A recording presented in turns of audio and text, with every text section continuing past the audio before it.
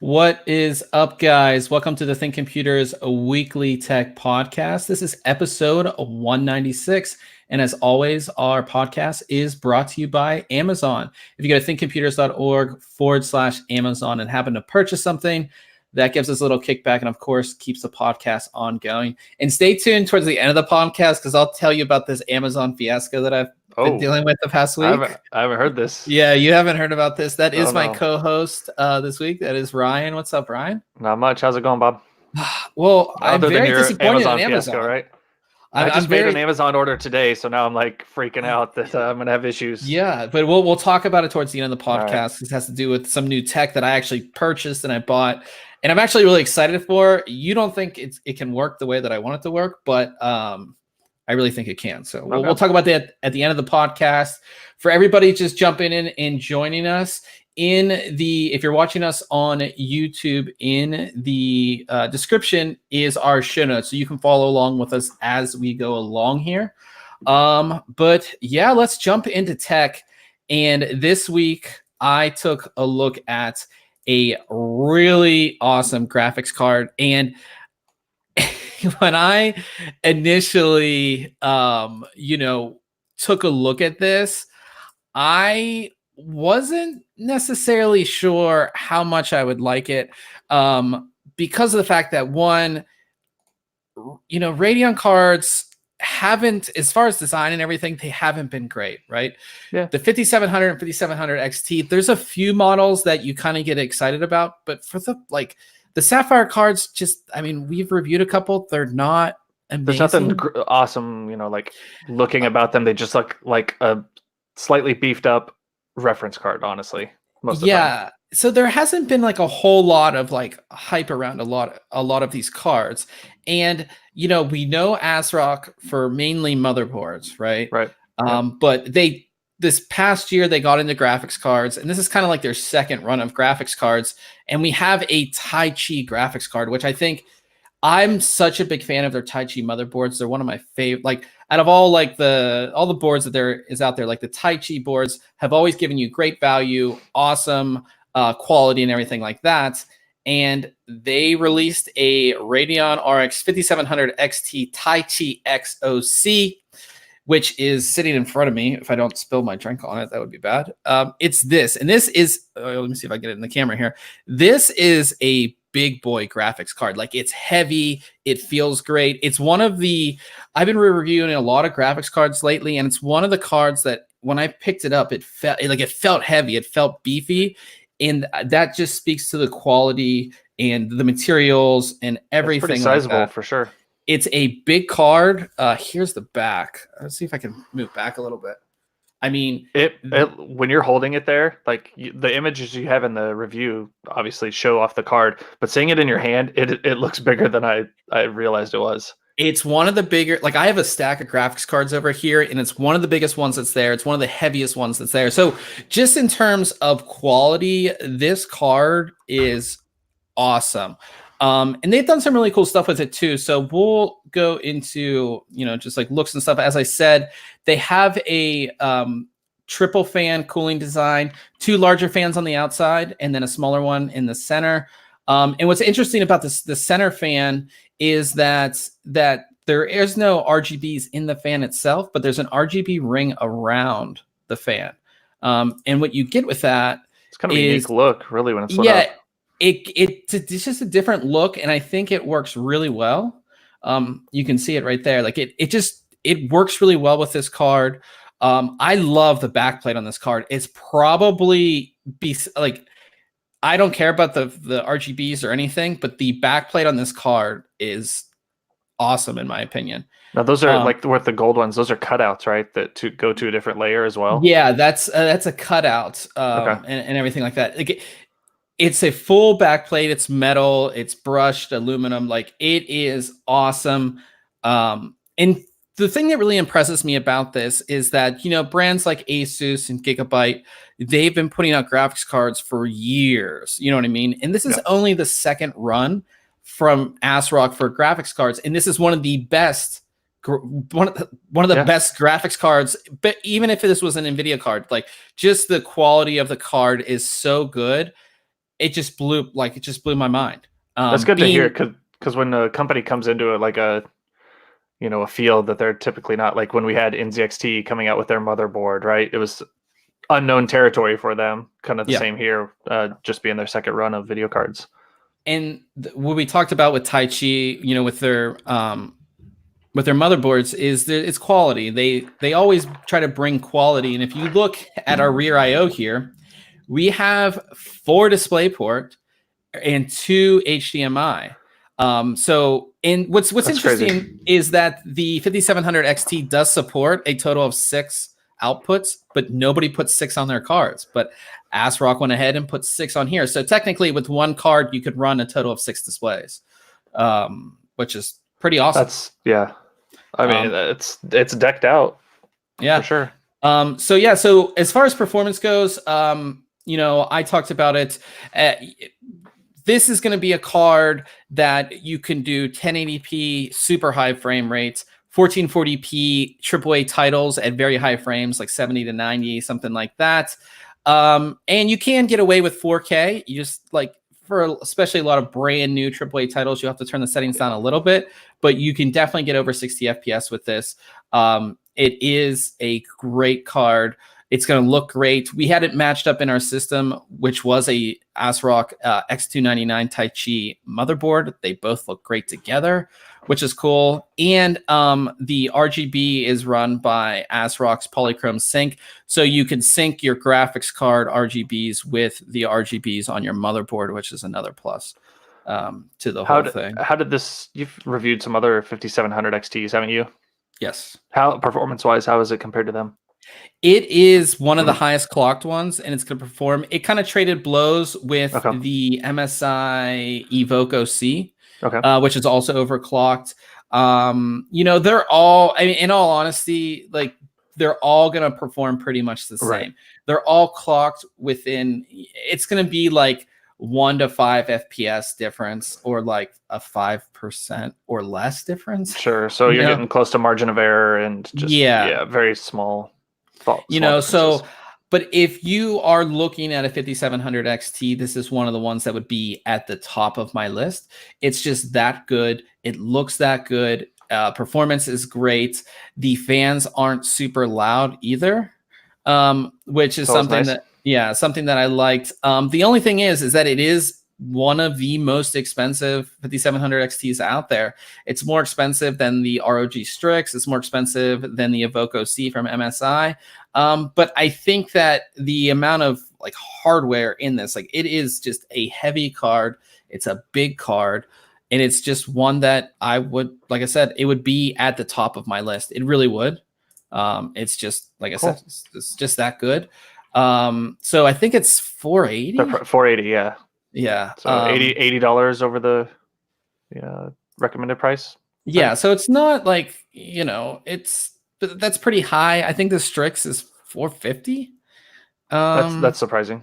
Yeah. So, but again, like I said, every time I even pick it up, I'm like, it reminds me of an older graphics card, the big beefy designs that you just you don't see as much, I don't think, and in it, 5700 XTs do need a lot of beefy cooling. They just do. So to see that, and you don't need the fans pumping super crazy fast on this, where it sounds like it's going to take off. Like I said, it's the number one recommended 5700 XT from me. It just is. It's like I said, it's that good. So yeah, definitely check out the review. Just an awesome product there. And then I took a look at a product that I'm actually sitting at right now. So we talked about it before about getting a new desk, and I wanted a new desk for a while, just for the fact that I wanted something that was bigger, something that I could put my tower on. That was the big thing, because before, I actually have pictures in this review of what my setup used to look like. So here was my setup before. You can see I did have a nice desk, but it was just a little like I had my tower over here and I have these Yep. cables and and like when I'm doing stuff, I have this little area over here to like take notes and stuff on, but there wasn't a whole That's your lot only of spot. yeah, there's not just a whole lot. And like this is a 34-inch ultra wide and it puts speakers and then I have my headset stand. Like it's kind of busy. I have my microphone here that you guys can see here. So like it's kind of busy. So Autonomous reached out and they have their newer SmartDesk 2 Hybrid Edition, which they literally changed the name today to the Home Edition. So if you're looking for it, it's called the Home Edition. And now you can see what I have. One, I wanted to go all white. I just wanted something different. I had the bamboo top before, so I wanted to go all white, which I think looks amazing. Yep. And two, again, the big thing is I have my tower on here now. So this is their XL. Which I think always looks better. Just getting a little closer and just seems... It brings it all together and makes it one package. Yeah, like this is my full setup. This is my PC. This is all my like gaming stuff. This is everything in one package. So everything fits on the desk. There's a ton of room. One thing I really liked about this desk was that it was super easy to put together. So that's nice. It took about 30 minutes, which is pretty average. I put together about 4 of these desks, and the ones from Autonomous have always been the easiest, just for the fact that like it's just super simple. They do a lot from the factory for you. And one thing that's really great about these is that the directions are clear and easy to understand. They're not IKEA directions, and if you put together anything from IKEA, you really appreciate good directions. Yeah. I love how like all IKEA packaging has like, oh, if you have trouble, there's like the guy on the phone calling people. It's like, you might as well just, Yeah. So the one that I got is only $429, which this is a sit stand desk. So for those who haven't caught on yet, this is a motorized sit stand desk. So it has different levels. You can move it up and down and everything like that. For $429, that's very cheap. That's very cheap for even somebody like a student or something like that. And it's a very solid product. As you can see, I went with the white XL top and the white frame, but you can mix it up. You can do, black top. They have the bamboo. They have the, I forget the other one they have. They have a bunch of options. So you can really fully customize it to what you want. And then it will come in 2 different boxes. So you have a box that has the tabletop and then a box that has the legs and everything like that. The motors are in the legs, so you don't have to like really mess with hardly any of that stuff. You basically connect the legs to the tabletop, flip it over, and you're good to go. As I said, it took me about a half an hour, and that's kind of, what it looked like. And then as far as like using it, the best thing I like about standing desks is that I do get to stand, but I have the option to, like right now I'm sitting at this desk, but my typical workflow is in the morning, I'll stand. That's when I have my most energy is in the morning. So in the morning, I'll be standing, but then as it gets, after lunchtime, I'm kind of tired and I want to sit down. I have the ability to just press a button and sit down. That's nice. Which is good. The controller that it comes with, you can see here, you have 4 different presets, so you can set those to different heights. You have up and down arrows, which will move the desk up and down. And you have the little, it just tells you your height. So you can set your height. Maybe you get one desk at work and then you get one for your house. You can, you just so you know what your heights are. The differences between this desk and the one that I reviewed a few years ago, I thought they would be pretty much the same. While they are pretty much the same, the one thing that I did like is the presets. So if I would hit number 1, it would go up to my standing preset. It will move the desk up, and then like the last couple seconds, it slows down. So it doesn't jerk your desk around. On the previous version, which is actually sitting just behind stop me, and shake. Yeah, it would stop and shake. So that was something that I noticed about the 2, and the motors in this one are not as loud. So those are 2 things that I noticed that they must have made improvements on since I reviewed the original. In that picture there, I was curious about the edge. So it looks like it's kind of a bezeled top or beveled. I'm sorry. Yeah, it's beveled. So you don't, you're not going to comfortable. It's not that hard edge. It's not, it's comfortable. It's not going to it's not a hard edge. Even the one that I reviewed a few years ago that again is sitting behind me, it kind of did like it was a little harder. This one seems different, maybe because that one's bamboo and it had to be made differently. But I've already dropped some stuff on this and it didn't scratch. If you guys see, or actually over here, you can see this white desk. That's from IKEA. That's an IKEA tabletop. And literally anytime anything falls on it, it scratches the desk. That hasn't happened on here. I've actually dropped this microphone, which is very heavy, on this desk the day I set it up. It's always nice. You're like, and I was like, oh my God, I've already scratched this. I can't even shoot a video on it yet without it being scratched, but it did not scratch the desk. So that's one big worry that a lot of people have with these desks, because like, why spend this much money on a desk if it's just going to get scratched, right? So that hasn't been a problem. I haven't experienced it yet. And the fact that this is the XL tabletop and in the center, it might dip in a little bit. It's completely solid. Like there's no, has a pretty good frame underneath it then. Yeah, it has a very good frame that extends the entire length. There's no like, you do have your two feet on the side, but you also have a frame that goes across the entire top. So it's completely solid. It feels so solid. I didn't notice, I haven't noticed anything. It just feels like a completely solid product.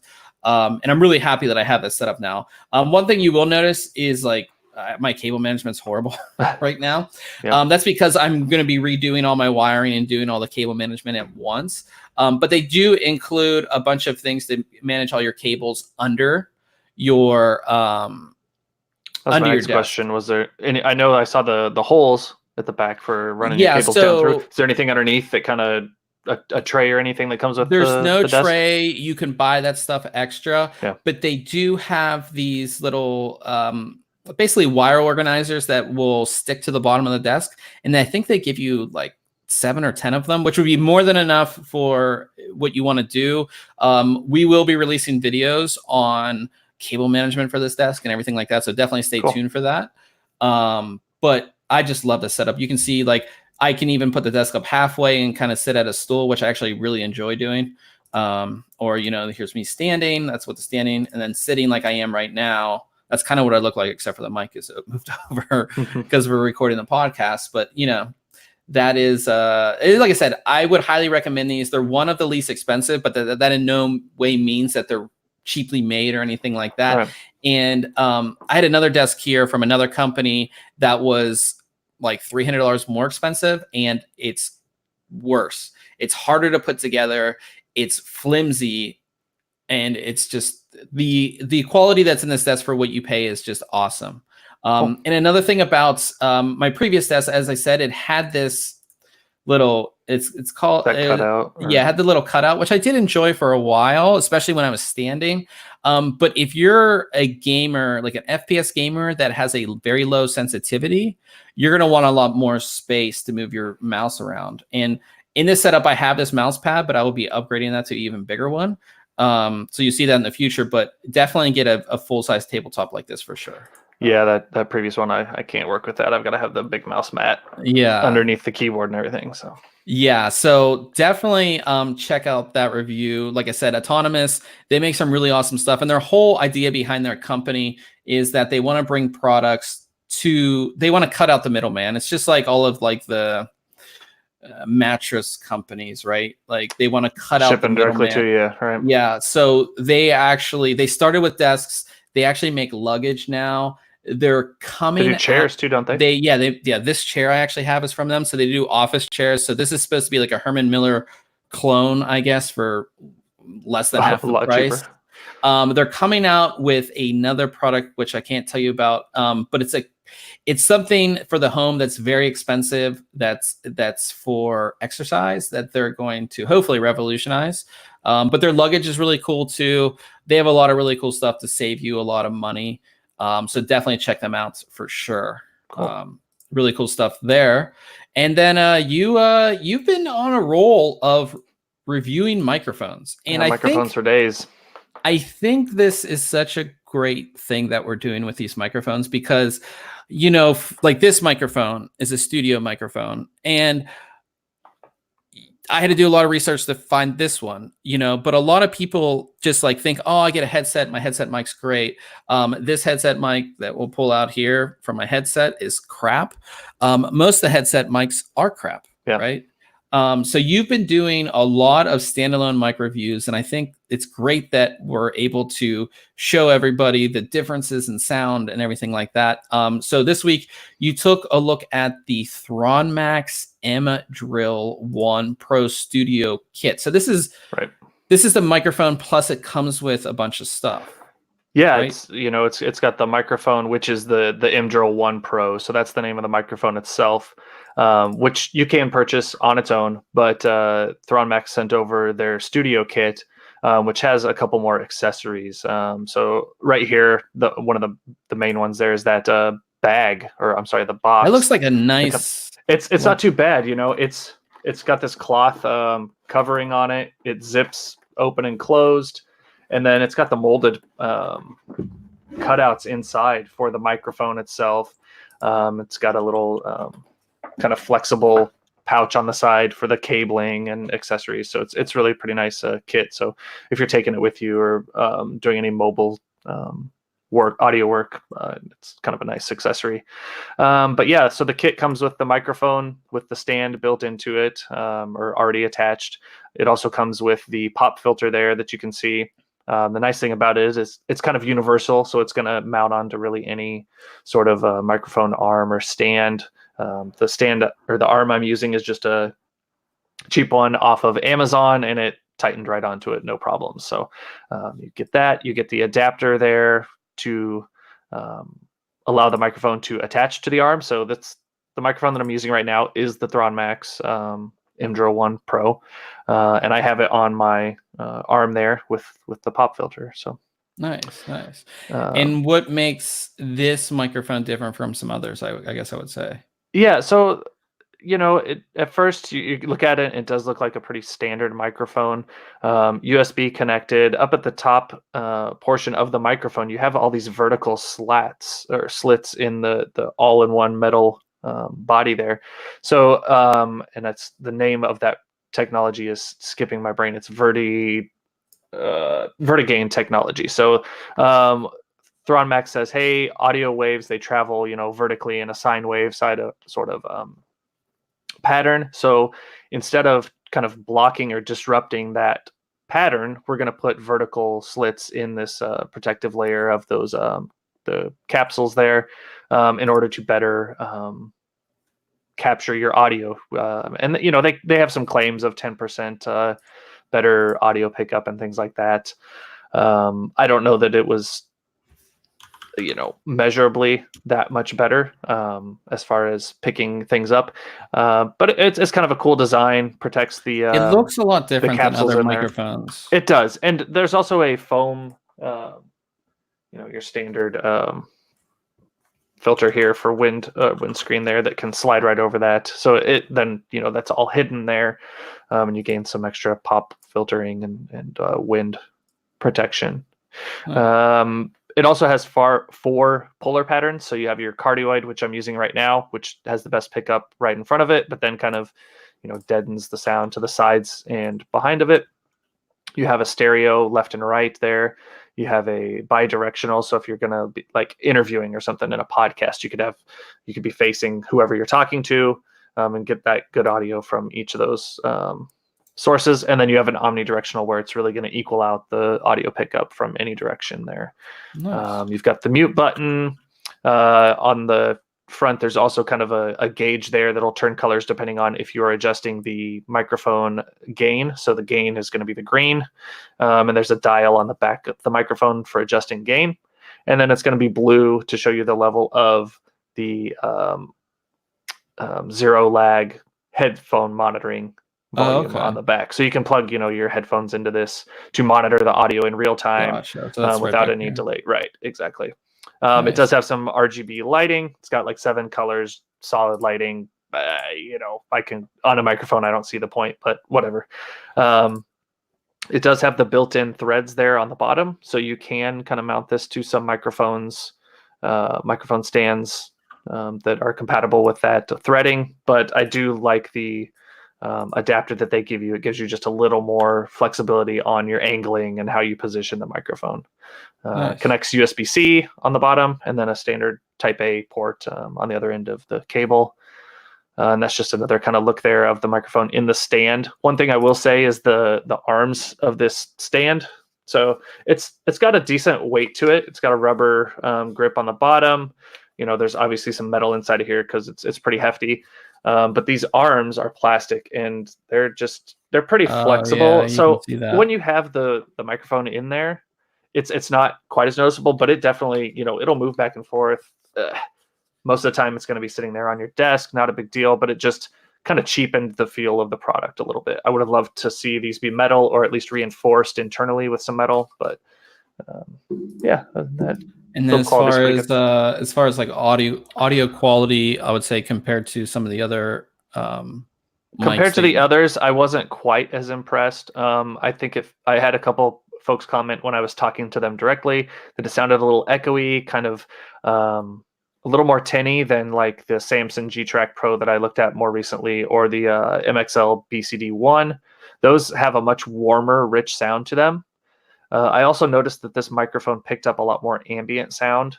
In the room here, I've got the door closed 99% of the time.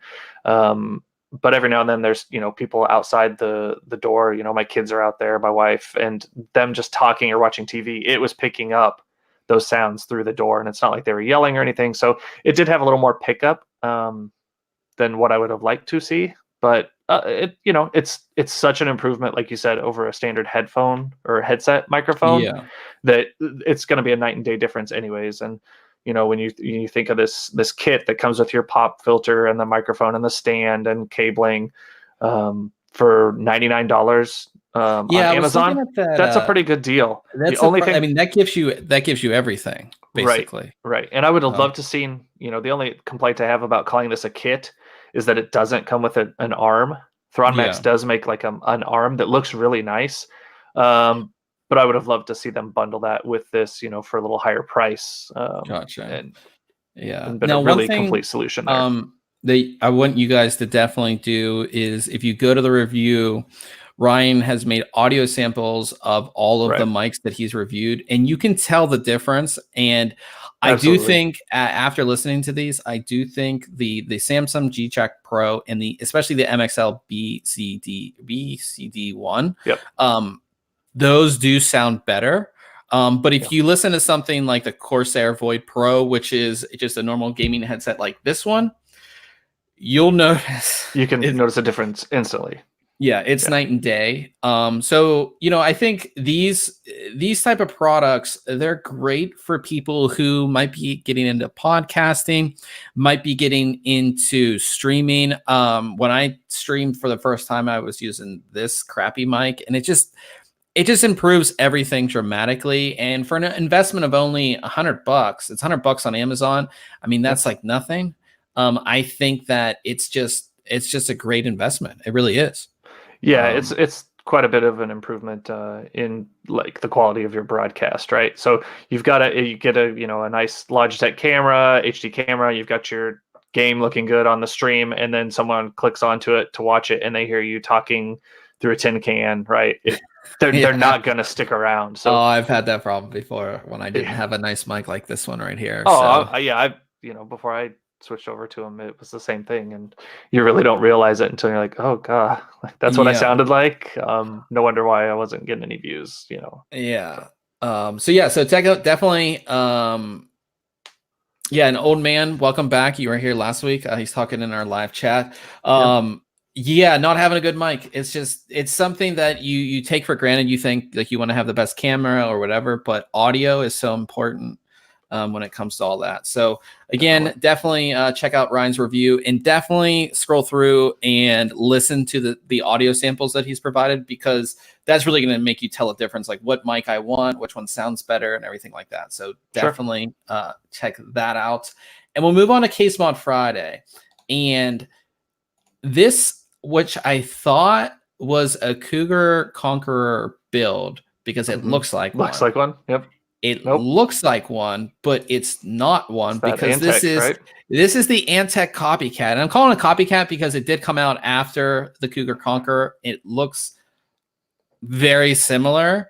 One, I'm surprised it's an Antec case, because it's That Antec. doesn't look like an Antec case, Yeah. right? But this is a really great build. This reminds me so much of the Cougar Conqueror builds, but this is the Antec Torque case. And this build is by Heat PCs. And this is the first time we featured a build from Heat PCs. But the one thing I like about it is we see so many of these builds in these open air cases that are just like monstrosities of RGB and just stuff everywhere and in your face, when this one is just like clean, nice lines. I'll scroll through, a lot of these images. Or Well, I think the colors of the case panels, right? You've got those grays and the silvers and the black. Those help, and the color choices that they made on their component choices, and the RGB lighting colors that they've chosen, that purple and a little bit of blue there. And just using chrome hard tubing instead of the clear where you would see the liquid. And just everything like that. It's just such a great build. The backside looks pretty nice too. There. Cabling is just like it's not the cleanest, but it still looks pretty nice. Yeah, it's just nice. Like I love stuff like this. And he did the thing, like all his fittings, like they're not chrome on this side, they're black to match the back of the case. Like it's just very, very clean. Really great job. I love the mono block on this too. This is a Gigabyte. It's an Aorus. I don't know what Aorus this is. This is the Z390 Extreme Water Force board, which is an awesome board that comes with the integrated block on it, which is really cool. So yeah, definitely check this one out. If you guys don't know, we do have a full section of these builds. You just go to Case Mod Friday, and when it loads here, you can see we have a ton of these, and we have 34 pages, or maybe more. There's a couple on there. Yeah, there's a few. We have a ton of these. Yeah, these are all the old ones. So definitely check out Case Mod Friday. Check out this week's build. Really, really cool stuff there. And then for our video this week, I made a video on the ASRock Z390 Phantom Gaming X. I already reviewed this motherboard, but I always like to put out videos on motherboards. You guys really enjoy those. And for me, this is the best Z390 board that ASRock has put out. It is a little bit late in the game for a Z390. But, you do have so many people still not wanting to go the AMD routes. And, you have the 9900KS, which is the one that boosts all core to 5 gigahertz. Right. That's new as well. This is the best, like I said, the best built Z390 board from ASRock that I've seen. It uses the new kind of design language that they're using with the full cover. This is a full heatsink that covers the M.2 slots, much like we saw in their X570 Taichi. Very similar in all that respects. We already did a review on this, so I'm not going to go into all the details. Definitely check out the video. I also cover the RGB lighting in the video. If you want to check that out, it's towards the end. But definitely check out that video. I had a lot of fun shooting that one. So yeah, that awesome. That brings us to news, and we have a lot of AMD stuff once again. It's just they're just owning the news.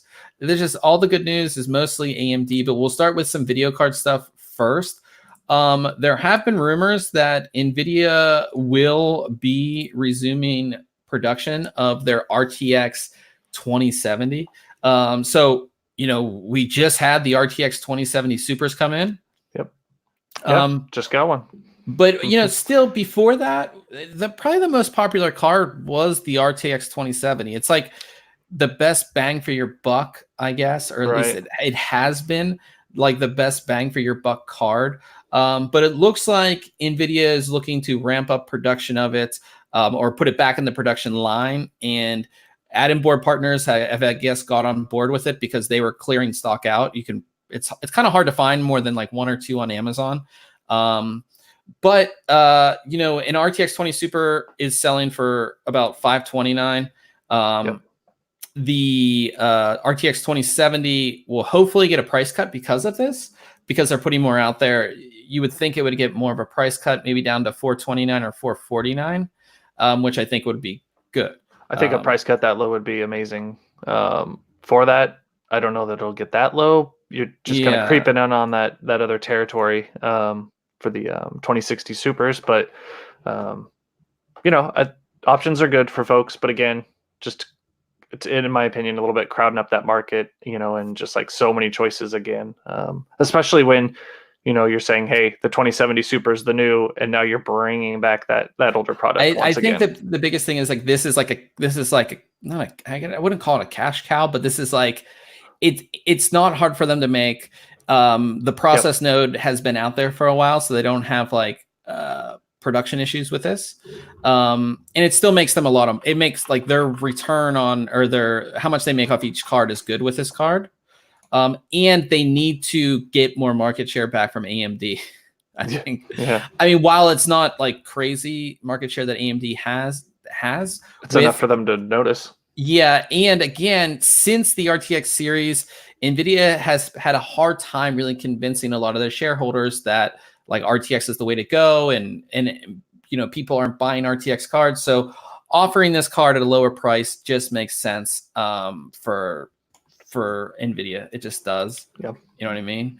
Talking about something that I guess it does make sense. This next story does make sense. It frustrates me. I think we talked about it last week about a little bit pricing and cards and stuff. But right. NVIDIA will be launching a GTX 1660 Super on October 29th, which is in just a few days. It'll be $229. And if you look at our little graph here, it'd be kind of hard to see in the video. But this will sit between the current GTX 1660 and the GTX 1660 Ti. Okay. It's only going to be $10 more expensive than the GTX 1660, which is like, again, why? So what your main difference is the move to GDDR6, right? Yeah. So sorry, I didn't explain, guys. So the main difference between this is basically a GTX 1660 with GDDR6 memory. So the original 1660 had GDDR5. So you're moving from 8 gigabits per second to 14, which is a big difference. So your effective memory bandwidth goes from 192 gigabytes a second to 336. But it's interesting. This is the first super card that doesn't use a higher card GPU. Like with the 2070 Super, that actually used the 2080 GPU, the original 2080 GPU. So I like this because you're bringing more value to the consumer, right? For $10 more, you're getting a lot more, not a whole lot more performance, but you're getting more performance. But you have a GTX 1660 at $219. You have a GTX 1660 Super at $229, and then you have a GTX 1660 Ti at $279. Right. It's just like, I'm surprised the Super isn't going to be another 10, 15 higher, just to kind of split that difference. But I guess like you said, you're using your same GPU, so a couple days, we'll get the official announcement from NVIDIA. This was all leaked, but it seems to be pretty solid and everything like that. So yeah, I just think there's too many options. I mean, I'm a simple guy. I just want you just want to play your games. Yeah. No, I just like again, it was the way everything was. It's just but I think that one, they're trying to say, okay, this beats the lower end AMD card by a little bit. We've, So, but talking about AMD, we'll move over to CPU stuff and high-end desktop stuff, which I'm super excited about because I love. I run a high-end desktop machine. We all like it, right? High-end desktop is my thing. So earlier this week there was a leak, not a leak, but somebody tested a Ryzen Threadripper 3960X 24-core processor in Ashes of the Singularity benchmark. And of course, let that benchmark go online and you can go through all the benchmarks and find it. The interesting thing about that is that this is the first chip that NVIDIA will launch with their... AMD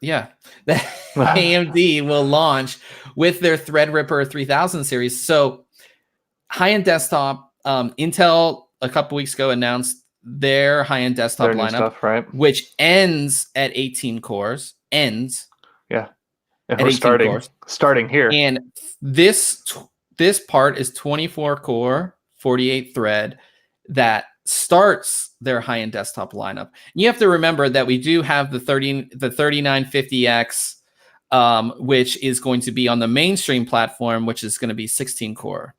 So they're jumping up to 24 core to start this, they're high-end. Which is kind of crazy to think about. I mean, just a few years ago, 24 core was crazy in this. Yeah, you would have never thought that that's available or even coming soon, honestly. Yeah, but since that leak came out, another leak came out with all of the information. So we have all of the dates and everything like Launching, that. Right? So we have according to this, the AMD will launch with 3 Threadripper chips. You have a 3960X, a 3970X, and you'll have the 3990X. These will be 24, 32, and 64 core parts. Initially, the 3960X and 3970X will be unveiled November 5th, which is coming up, which is really exciting. They will launch alongside the AMD TRX 40 chipset. This will also be unveiled the same day, in that motherboard manufacturers will be able to say, here's our TRX 40 boards. TRX 40 is sort of like the enthusiast kind of gamer high-end desktop board. It's going to have a lot of the same features that current X399 boards have, and then there is going to be a TRX 80 and WRX 80 for more like workstation type loads, type stuff. The 3990X, that will be, I guess, maybe previewed, like because it's not coming out till later. Yeah, the name might come out, but that won't be till a lot later on. And I don't think they'll talk about clock speeds or anything like that, because as we saw with the 3950X, that still is not out yet. We still don't have like clocks, or like they have been adjusting clocks on that. So there's but a lot of specs, I think, still getting hammered down, nailed down on what they're going to be. So yeah, I think that's this is really awesome for AMD. Maybe that's why this was delayed, because this was supposed to be more or less out already. Threadripper. So, but I mean, starting the lineup at 24 cores is just amazing. I think it's really going to, for applications that are highly threaded, encoding video and stuff like that. And we've already, we know what these motherboard manufacturers are working on and things like that. And I think that, this is really going to be a big thing for creators and, people doing a lot of highly threaded things, that AMD might be the choice. It's always been Intel. It really has. And to start the lineup at 24 cores, just they're making a statement. Yeah, it's nice to see that pendulum swinging back towards AMD. It really feels like it's starting to have some momentum behind that swing. And hopefully it just, results in more competition between the two and more improvements as we go. Yeah, and talking about motherboards for high-end desktop for AMD, Gigabyte has already teased a TRX 40 board. So here's the image that they leaked, or they put out. So the things we can see on this, which we'll point out, TRX 40 will have quad channel memory, as you can see here. Yep. Another thing to see is you have 1, 2, 3, 4 PCI Express 4.0 slots. That's great to see. You do see a chipset fan. So looks this like a fan there, right? This makes us think that just like X570, this TRX 40 will be higher TDP, which means it will require an active fan, which on X570 wasn't a huge deal. I don't know how big of a huge deal it's going to be here. On the specific Gigabyte board, we have this new RGB that looks like it's a lot like the ASRock that we saw. That can't tell if it's underneath it or actually the edge of it, right? I think it's underneath it. That's how the ASRock one is. But you have that, and you do have postcode display here, USB 3.2 Gen 2 header right there. lot of cool stuff to see A couple on other this. things I noticed too, like in that corner right where your mouse was, you got a power connection there. Oh, right here. Yeah. So this is going to bring more stable power into the board. And then a couple M.2 slot covers, obviously, with that. Yeah, right here. here. 3 of them, maybe. And it looks with the like possibility. See, like there's a screw here, a screw here. I don't know if this is. Oh, that might be one whole piece. I can't tell. I think it's one piece. Yeah, that was the big thing about the ASRock boards is that if you upgrade to an M.2, you have to take everything, the whole thing off. Yeah, that's kind of. But yeah, so that's really exciting. Like I love high-end desktop. Basically, high-end desktop is like motherboard manufacturers throw everything they can on the board. So I'm really excited to see what we get with TRX 40 because that is the next high-end desktop. On the Intel side, we'll still have X299. We've seen some new boards already be announced for X299 if you still want to go the Intel route. But really cool stuff in the high-end desktop space coming up for sure. Really, really excited about that. Another AMD leak this week, which is pretty... That's pretty substantial. Is that an AMD Ryzen 9 3950X, so that's the 16-core processor, that was benchmarked in 3D Mark Firestrike. The big thing about 3D Mark Firestrike is there's a physics score in it. Our physics score here. The physics score is a CPU test. Right. It's not a GPU test. It's a CPU test, basically. So somebody compared this result to an Intel Core i9 10980XE, which is their new 18-core part. And it beats that part by about 24% in the CPU test. And the thing, this Intel Core i9 10980XE is a high-end desktop part, whereas the 3950X is it's an AM4 that you put on X570 board. This is just I saw some Twitter conversations going back and forth and things like that. Of course, Intel folks saying, well, like how legit is that, and just trying to calm everybody down. If you're one thing we always do say is that there's all these leaks, there's all these things. Wait until the full, wait until everybody gets their hands on. Yeah. But one thing that AMD has beat Intel at is the multi-threaded workloads. They just have. Oh yeah.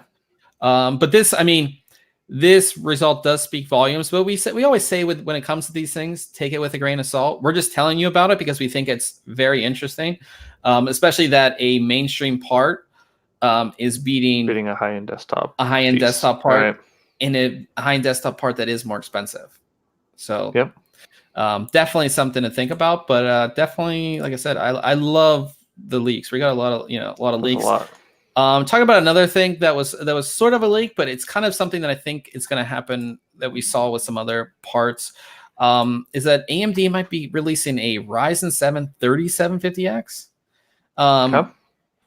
AMD released their product master guide, which has all of their products and stuff on it. And in it, they had a Ryzen 7 3750X, it's 105 watt part. Which I guess would sit under the 3700. Yeah, between the 3700X and the 3800X. Yeah, and the 38, but number wise, it was taken off, so we don't know what the deal is there. Okay. Maybe OEM, right? Yeah, so that's the biggest thing is I think this is going to be another OEM part. AMD has done some interesting things with putting out parts specifically for OEM that you can't get unless it's in a pre-built, which I think makes sense for OEMs because they need certain things like that. That Ryzen 9 3900, which I think would be a great part for so many people. It's OEM only, Yeah, well, it's kind of like we were thinking with the 5500 series as well, thinking it was going to be OEM. So who knows what they'll end up. Yeah, so we don't know what they're going to do. It seems like a tight spot to fit, honestly. Yeah, and this between is the thing the two. that we get into when we were talking about the graphics cards, it's like there is only a certain amount of space in between parts. Right. And if you throw something else in there, it might jeopardize the other part. Yep. I don't know. But yeah, they might be coming out with it. We'll definitely let you know when we find out more on that. Another thing that was announced this week, which I thought was super cool because we've seen fan controllers for years. Actually, Lamptron was one of the first fan controllers that I ever bought. And traditionally, fan controllers would go in a 5.25-inch drive bay, but we don't have those anymore. And a lot of cases have fan controllers, or you do it all through software. But there's just something about having a fan controller that's like showing you in real time, like your RPMs and like. You're going old school on us. I like that. No, I do like the control that you used to have. You know, you'd have the, what was it, Vantech? Was that another one? Yeah, Vantech was one of the with big all ones, those yeah. like the dials on the front, and the fancy ones would have the readouts like this does here. I think that this product still there's a market for it. What I don't like about it is the LCD look, and just I wish that this was. I don't know. I like the LCD. See, the display though reminds me of those older systems. They're just like, oh, we. That's why I like it. Oh, okay. Well, maybe that's yeah. Yeah, I'm not a big fan. I think that it makes a use for this extra space. Like I'm looking in my case right now, and I have one graphics card installed and nothing. Yeah, I just have maybe some audio header connections or USB or something that. Yeah, maybe I can kind of hide it. And I think this is if you're doing one graphics card and you want to see your fans, and I believe this comes with an RGB controller and everything like that. Like this, I like it. I don't know. But it has, like I said, it comes with everything. It comes with the remote. I guess the remote allows you to control your fans and stuff too, which is, I guess, is a little more old school, and it's not like software because we have software for most of this stuff now. But I don't know. The old school person in me kind of likes it. They're two different colors. You'll get silver and the black, I guess. But yeah, I like it. And I forget how many fans you can connect to it. But it looks like at least 4, 1, 2, 3, 4. At least probably 4 or 5 fans to it. I don't have it right next to me, but the remote that it comes with looks just like the remote that came with that mini PC that I reviewed not long ago. That remote looks exactly like the remote that if you buy an Amazon Fire TV, it looks exactly the same. So, but pretty much the same design. They all are probably made in the same factory. Oh, yeah.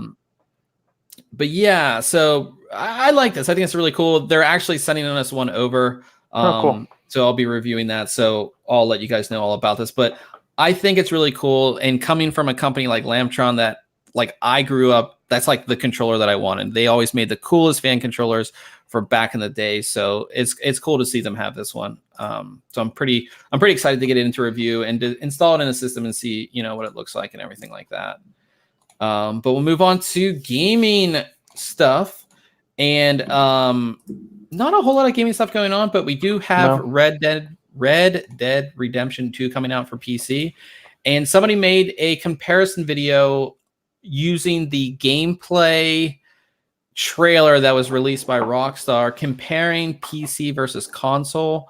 There's all these things over PC versus console, but the biggest thing that I think, regardless of quality, when it comes to PC versus console, is draw distance. So you're having more draw distance on PC compared to console. So you're going to get a better, wider picture of the environment that you're in.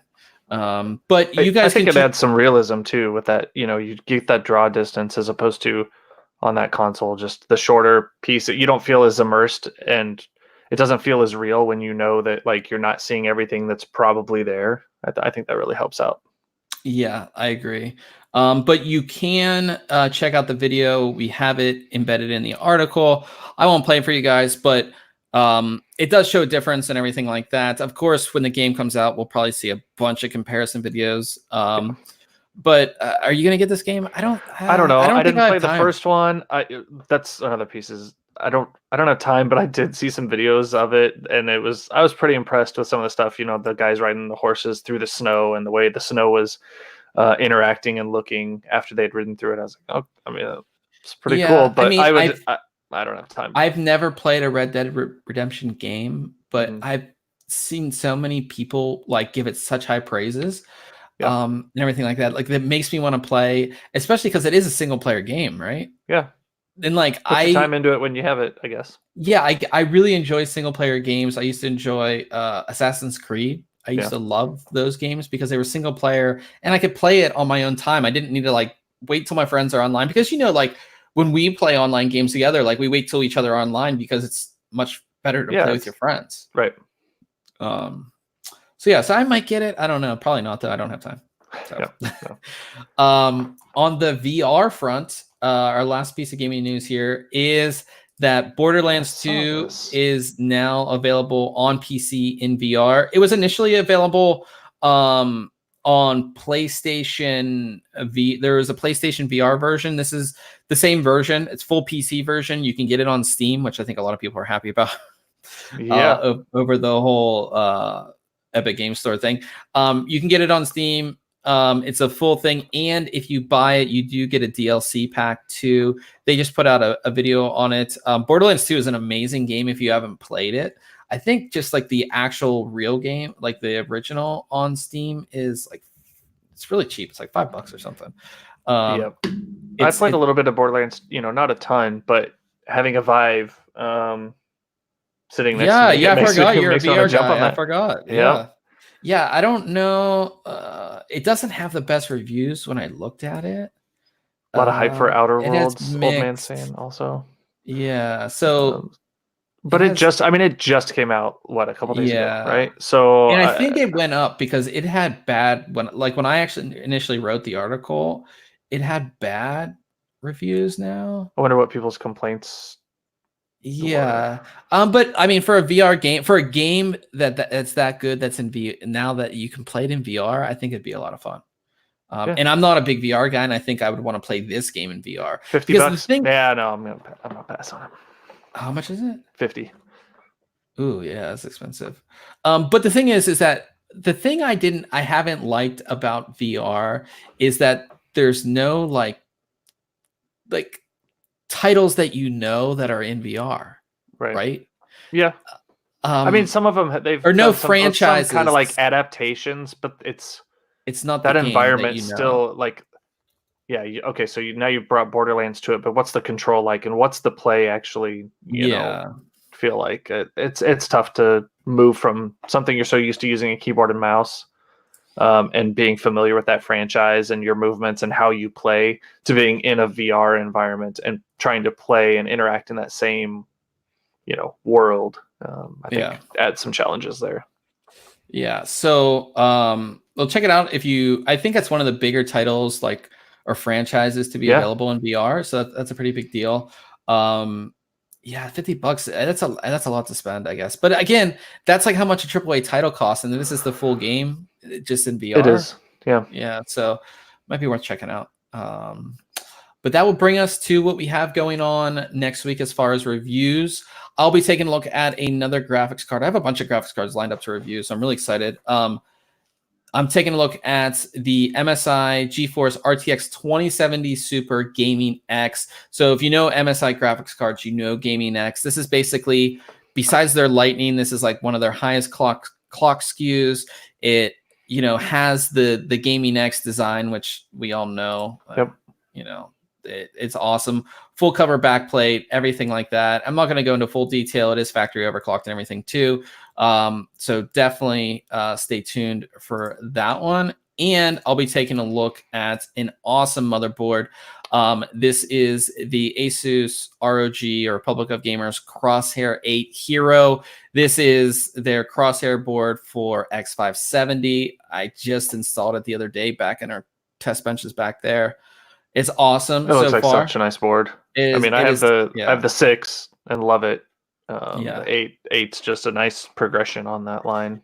And I like how they've all like the RGB lighting looks like no other board, like as far as just like how it's diffused and everything. Like it actually really looks like that. Like it does. Like it looks, it doesn't look great in the marketing and then crap once you've got it installed. Yeah, like it really looks like that. Like it looks like diffused how that looks. Like it's just that good.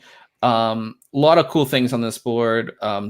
Definitely will be going into all of it in my review. So what I really love, just to comment on that crosshair line, because I've been looking at possibly moving to X570, right? And I've been spoiled with the Crosshair 6 with the amount of USB ports on the back of that board, and I'm glad that they've continued that here, because there's like 14 on the back of the Crosshair 6. I don't know if it's the exact same here, but there's just so many USB ports, and with all the devices I've got plugged in, I couldn't move to another board unless I started using hubs. Yeah, I actually use a hub with all the stuff that I have here. So yeah, just a great board. So many great features. Obviously, we'll be going into that full thing in our full review. So pretty awesome products this week as far as reviews go. So that brings us to the end of the podcast where we talked about any cool tech stuff. And at the beginning of the podcast, I did talk about how I had an Amazon problem. Well, that whole Amazon problem was because I bought an iPad Pro to be a laptop replacement, which I'll go over this really quickly because if this does work out the way I want it to, and I think it will, is that I rarely use my laptop. And I have a nice laptop. Yeah. But I rarely use it, right?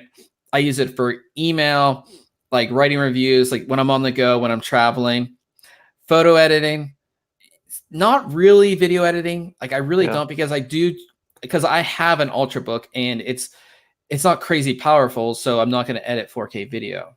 But if I want to, I can. Like, it just takes a little more time. Yeah. So I bought an iPad Pro, which it's not on, but it's right here. And I bought a keyboard for it. And the keyboard, and I actually bought the Apple Pencil, which is actually a very interesting experience. But we'll talk about that later. Okay. But I bought a keyboard case for it, so I could have a full keyboard and everything like that. But my keyboard hasn't showed up because Amazon lost it. I've never had a product order from Amazon that was just lost. Yeah. Is that the one that earlier, like it ended up in California or something? Yeah. So what's the deal?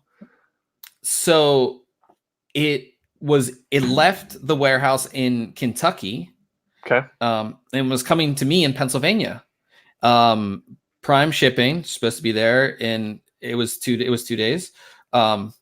And I look at it and I'm like, it just never showed up. And then it says, and then I looked at the tracking again, and it's like it's in California. I'm like, why did it go there?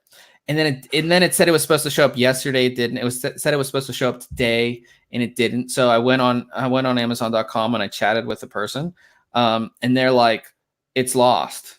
I'm like, oh, okay, good to know.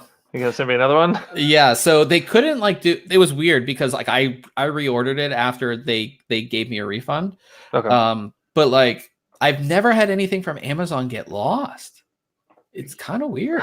Man, I don't do a ton of ordering through them, honestly. So I don't know that I've ever had anything get lost. I ordered beef jerky through Amazon the other day. Shipping always weirds me out, and I'm so spoiled by the 2-day though. Like I ordered some shoes online, I don't know, a couple weeks ago, and they're like, "Oh, it's gonna take like 8 days to get there," and they had to come from Texas to Kansas. Is this Amazon? No, this is like Kohl's. Okay, right? Yeah. And I found some shoes I wanted. They were the only people that had them, so I was like, "All right, fine, I'll order through them." Came from Texas, went up through Oklahoma City, went past me to Kansas City, stayed in Kansas City for like 5 days, and then came back down to me in Wichita. That's crazy. Yeah, like you get so spoiled by it. You're like, what is normal shipping? What is this like, turnaround time? Like I was looking at buying some stuff on eBay, and they're like, well, our processing time is 3 to 5 days. Why? Like, yeah. Like you're so like if you have Prime, you're so spoiled. It is like it's crazy. Yeah. Yeah, and it's like bad. now for a lot of products, if there's a warehouse close to you, it's 1 day shipping. Yeah. And in some cases, if You can there's get it the same day. you can get it 2 hour Right. within 2 hours. A lot of I the don't stuff live in one of those areas. yeah, so like in Pittsburgh, we have like Amazon lockers, which you can get it like in a couple hours. But so yeah, like I was just like, Amazon, like, how did you lose my package? Because like you think like Amazon's really good at this whole shipping thing. How's the USPS lose your package, really? Yeah, that's true. Yeah. But I will definitely let you guys know if an iPad Pro works as a laptop replacement for me. I wanted something that was kind of small, easy to take with me. One thing, like, even I have an Ultrabook and it's super small and it's thin. I think it's a 13-inch. And even that, when I open it up in the keyboard, when I'm traveling, it's not enough. Like it covers the entire tray table, especially like if you're traveling domestic, it covers the whole tray table. So like when they bring you something to drink, you have to like actually set it on your laptop, which so I just wanted something smaller. And I like taking notes, and I bought the Apple Pencil, this is $100. Like a stylus is $100. I know I bought one at work, not an Apple Pencil, but like a nice Dell pencil, and it was so the 90 something. It was crazy. I really haven't done a whole lot of research on this, but the thing that's different is that it has pressure or something. Points of sensitivity and and like all that stuff. So I've taken some notes on that. And I have some drawing apps, which is like something I might want to get back into or something, So I just like, I'm going full in on this. I'm going to get everything that I want for it, use it. And if I don't like it, it's Amazon 30-day return. So, so that's a whole thing. But what about you? Have you done anything tech related? So last week, I think I had just bought my video card. Yeah. I don't remember if I had installed it, but I was waiting on my monitor. So the monitor showed up. I got everything swapped out last Friday. You swapped out a 75 hertz. 75 hertz, 24-inch 1080 screen with a 27-inch 1440p 144 hertz screen. Ooh. So pretty big upgrade there, and went from an RX 580 to a RTX 2070 Super. Nice. So I switched camps, and a decent upgrade as well. How is the biggest question I have for you is, can you tell a difference between 75 and 144? And what game did you play to test this? I've only played 2 games, and I haven't had much time with either one of them. So I've played Fortnite and Apex Legends. I do feel like I notice a difference in both of them. It's not as extreme as I thought it would be. Both of them, though, I do have run into 144 hertz, 144 frames, so everything's synced up there. I do feel like my gaming has improved in Apex in the little bit that I played. Nice. I feel like I'm doing more damage in rounds and getting more kills. Nice. Whether that's this or I'm just getting matched up with different people, I don't know. But if right now, that with the limited time I've had with it, it feels like an improvement. And then I got just today the Pixel 4 XL. So replacing an OG Pixel XL. So I don't follow phones. Is that a new one or no? Yes. Oh, I mean, I have an iPhone. It just came out today. Oh, okay. So you went out and bought the phone the day it came out. Yes, we bought 2 of them.